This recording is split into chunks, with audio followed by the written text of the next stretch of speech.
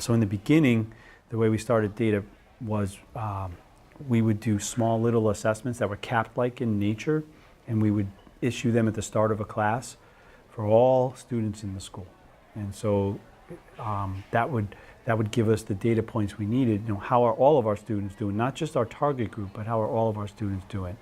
Then we would take the data in manually, enter it into databases, like Excel spreadsheets, I should say, and then we would sort and organize it looking for cutoff scores, depending on the content standards. Our data back then was not as uniform and consistent across the department as it is today. We had CAP results, obviously. We were able to analyze CAP results by level and see who was doing well and who wasn't. We didn't have the level of common formative assessments that we have today. Our teachers, through that PLC time that they had now because of the 8-period schedule, were able to create high-quality common formative assessments that we would give to students, you know, frequently, that align to their curriculum and align to CAPT. What we developed over the course of a year in a very intensive process of our curriculum review was a series of assessments that benchmarked and monitored student progress. And those were administered either monthly or in some cases bi-weekly.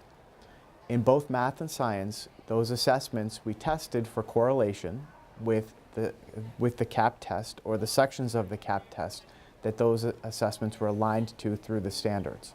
And they are measuring how our students are performing in two different ways. How are they performing in each of the content standards, which can appear over a number of years in different courses, but they're also aligned to the course's objectives based on our curriculum maps.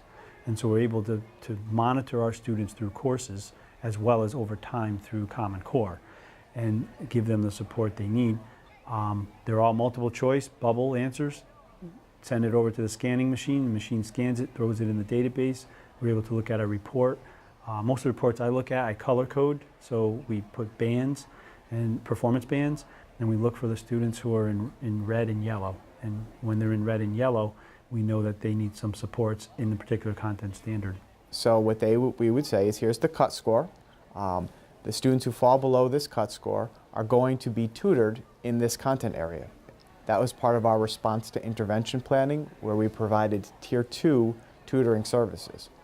So those students all received a letter saying, you didn't demonstrate proficiency, and we identified the content area or the strand or the standard that they didn't identify as proficient.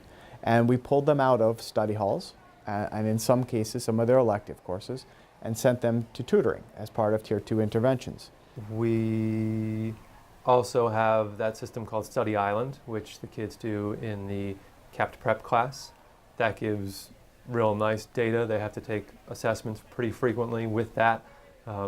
It's broken down by CAPT topic, and we can go in and look and see what percentage of students are scoring well on those tests, who is struggling with that, and use that as another means of identifying kids for intervention.